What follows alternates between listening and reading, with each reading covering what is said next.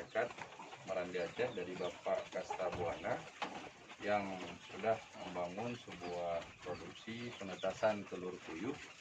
Beliau mengembangkan sendiri dan hasilnya sudah direproduksikan selama 4 bulan dan sudah juga menetas, dan telurnya juga dijual ke pasar. Boleh dilihat, ini adalah hasil telurnya yang sudah menetas dan dijual produksikan ke pasar-pasar selama 4 bulan. Nah, ini ada jumlah semuanya sekitar 750 ekor yang sudah siap produksi, dan beliau juga menciptakan dari hasil ini untuk dikembangkan, baik itu ditetaskan kembali dan hasilnya dijual berupa telur puyuh.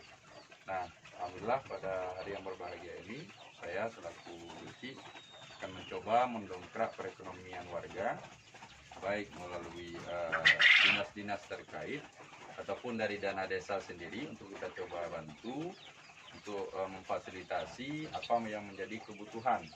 Dan pada hari yang berbahagia ini saya juga melihat langsung sebuah hasil yang sudah berproduksi aktif dalam mengembangkan segenap usaha. Ini yang juga sudah siap bertelur.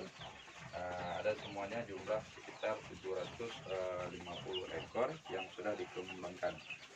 Terima kasih.